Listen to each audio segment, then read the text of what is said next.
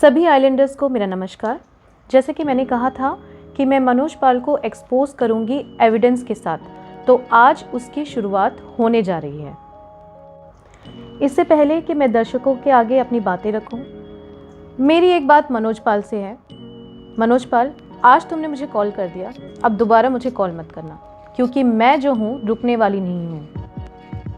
क्यों मनोज पाल government servants को ही target करता है अपने फ़ायदे के लिए, ये मैं आज आप लोग को बताने जा रही हूँ। आपको बड़ा मज़ा आएगा ये सुन के कि हमेशा मनोज पाल ऑनरेबल सुप्रीम कोर्ट के जज के बारे में ज़िक्र करते रहते हैं। तो उस सुप्रीम कोर्ट के जज ने उसको क्या गिफ्ट दिया है, मैं अपने डिस्क्रिप्शन बॉक्स में एक लिंक जो है आप सभी के साथ में साझा करने जा रही हूँ। आप प्लीज़ उसे चेक ज़रूर करना।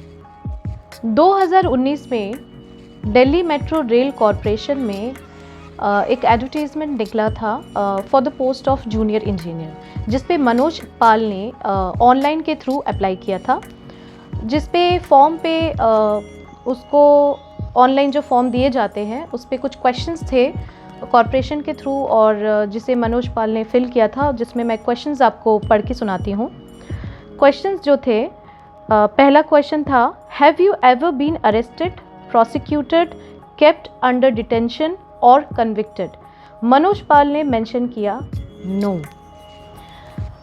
Applicant Manoj Pal computer based test attend किए थे, जो कि कंडक्ट हुआ था फरवरी के मंथ में 2020 पे, और जिसके बाद उन्हें प्रोविजनल अपॉइंटमेंट भी दिया गया था दिल्ली मेट्रो रेल कॉरपोरेशन की तरफ से। मज़े की बात तो ये है दोस्तों, नौकरी मिलने से पहले पहला कदम इस आदमी ने झूठ से शुरू किया था, और जैसे ही प्रोविजनल ऑर्डर हाथ में आया और सेल्फ अटेस्टेशन फॉर्म भरने की बारी आई, तो इस आदमी को जो है अपनी सच्चाई पेश करनी पड़ी। तो सेल्फ अटेस्टेशन फॉर्म भरने के दौरान उसके पहले क्वेश्चन ने तो उसकी असलियत सामने ला दी। अब मैं आगे के क्वेश्चंस आपके सामने रखती हूँ। मनोज पाल से पूछा गया, have you ever been convicted by the court of law by any notice? उन्होंने कहा no. However, when in the said attestation form, he was asked to give full particulars of the cases, arrest, detention, fine, conviction, sentence, punishment, etc., and or the nature of case pending in the court. Manoj Pal ने कहा, no space to fill details. No space to fill details. दोस्तों, इसका मतलब क्या है कि उसके जो केसेस थे ना, उसके डिस्क्रिप्शन इतने लंबे थे कि कॉलम बेचारा इतना छोटा सा था कि उस पर वो भर नहीं पाया।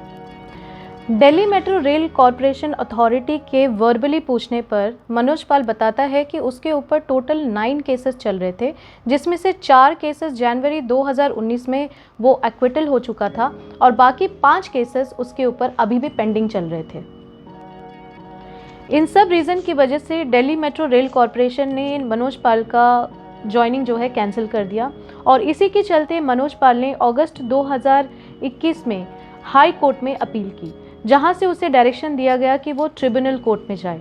ट्रिब्यूनल कोर्ट में जब ये मामला चल रहा था, तो मनोज पाल ने सिर्फ 4 उसके जो केसेस थे जिस पे वो एक्विटल हो चुका था, उसी की ही कॉपी सबमिट की, और 5 केसेस जो पेंडिंग चल रहे थे, ना तो उसके एफआईआर या चार्जशीट उस पर बनाएगी, उसकी कोई भी इंफॉर्मेशन या डिटेल्स जो है उसने कोर्ट पे जमा करी। इसके बाद ट्रिब्यूनल कोर्ट ने डायरेक्ट ही इस केस को डिस्पोज ऑफ कर दिया।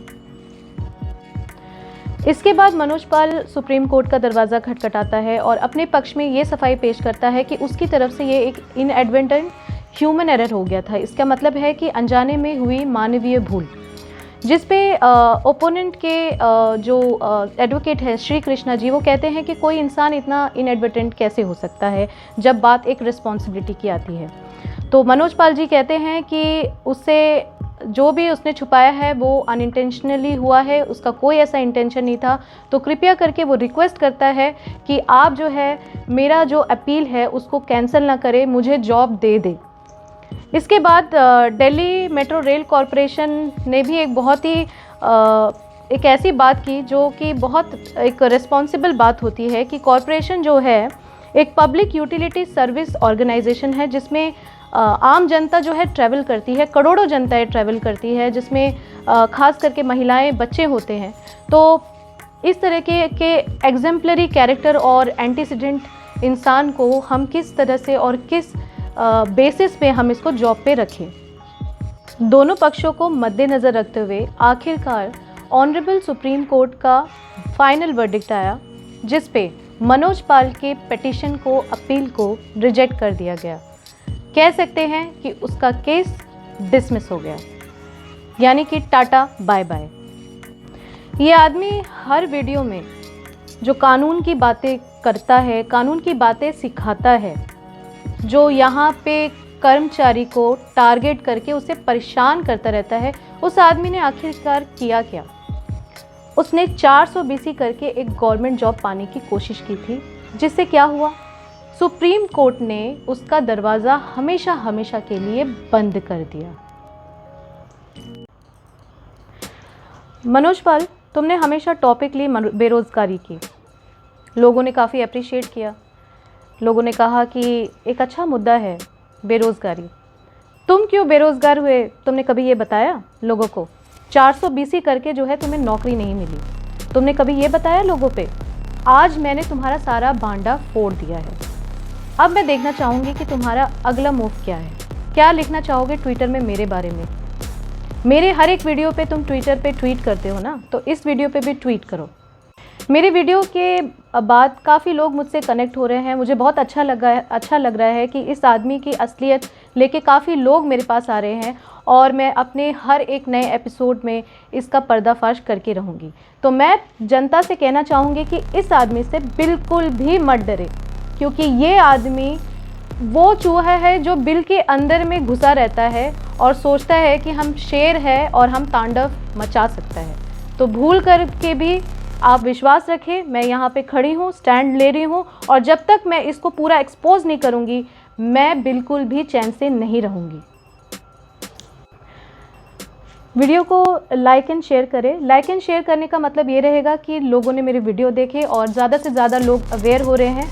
तो आप अगर अवेयर हो रहे हैं तो मैं चाहूँगी कि आप उसे शेयर करके और लोगों को भी अवेयर करवाएं, और इस आदमी का एक्सपोज होना बहुत ज़्यादा ही ज़रूरी है। धन्यवाद।